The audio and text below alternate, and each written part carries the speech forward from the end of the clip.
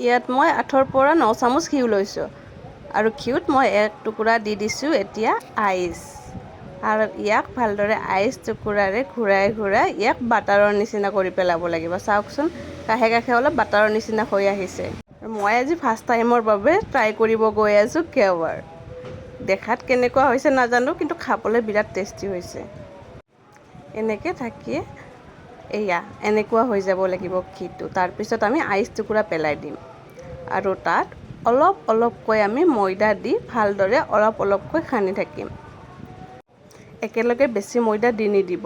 4-5 চামুচ 4-5 চামুচ কৰি 3-4বাৰমান দিব। আপোনালোকে যিমানখিনি বনায়, মই কমকৈ বনাইছোঁ সেইকাৰণে মই অলপ কমকৈ লৈছোঁ। একেলগে দি দিলে গোটেইখিনি ভালদৰে মিক্স নহ'বও পাৰে। এনেকৈ সানি শেষত আপোনালোকে ঠাণ্ডা পানীৰে অলপ অলপকৈ পানী দি ভালদৰে মিক্স কৰিব। অলপ ইয়াক পাতলা মিশ্ৰণটো কৰিব। মই পিছত দেখাই দিছোঁ ইয়াৰ কনচিষ্টেঞ্চি কেনেকুৱা হ'ব লাগে। এনেকুৱা হৈ গ'লেই হ'ব। ইয়াতকৈ আপুনি অলপ চালে পাতলা কৰিবও পাৰে। ইয়াত বিশেষ একো দিব লগা নাই, ঘি, ময়দা আৰু পানী। আৰু তাত অলপ অলপ লাম্পছ বান্ধি গৈছে, সেইবাবে মই অলপমান চেকনিখনেৰে চেকি লৈছোঁ আৰু আপোনালোকেও এনেকৈ চেকি ল'ব পাৰে। এতিয়া চাওকচোন ইয়াত এনেকুৱা হৈছে টেক্সচাৰটো। আৰু মই ইয়াক এটা ভালদৰে পানীৰ বটল এটাত ভৰাই লৈছোঁ। তাৰে পিছত পানীৰ বটলৰ মুখখন মই অলপমান ফুটা কৰি লৈছোঁ। আৰু আপোনালোকৰ তাত যদি চচৰ বটল থাকে তেতিয়া চচৰ যে চচ ভৰোৱা বটল তাতেও দিব পাৰে। আৰু ইয়াত মোৰ বেছি সৰু পাত্ৰ নাই, সেইবাবে মই এটা চাহ বনোৱা চচপেন ব্যৱহাৰ কৰিছোঁ। আৰু ইয়াতকৈ সৰু হ'লেও যদি সৰুকৈ বনাব বিচাৰে সৰু ল'ব পাৰে, ডাঙৰকৈ বনাব বিচাৰে ডাঙৰো ল'ব পাৰে। আৰু তাৰপিছত মই তেল গৰম হোৱাৰ পিছত ৰিফাইন অইল দি দিছোঁ। গৰম হোৱাৰ পিছত মই ইয়াত অলপ অলপকৈ বটলটোৰে এনেকৈ মই মিশ্ৰণখিনি দি গৈছোঁ, যাতে মাজত অলপমান হ'ল্ড হয়।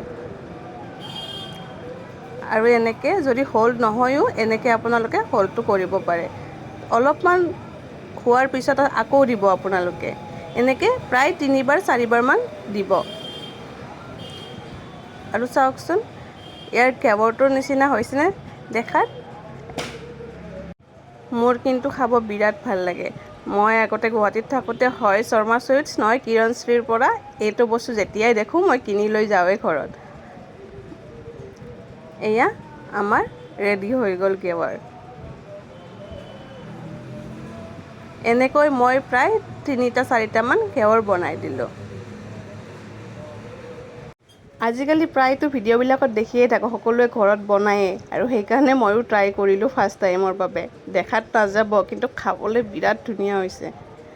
আৰু ইয়াৰ আমি ওপৰত দি দিম চুগাৰ চিৰাপ অলপমান। এইটো মই ভালদৰে গৰম কৰি বনাই লৈছোঁ, সেইটো ভিডিঅ' বাৰু পিছত দিম। ৰবৰি আৰু চুগাৰ চিৰাপৰ ভিডিঅ'টো মই আপোনালোকক পিছত দি দিম। ৰবৰিটো মই অলপ পাতলা কৰি বনাই লৈছোঁ আৰু তাৰ ওপৰত দি দিছোঁ অলপ আলমণ্ড।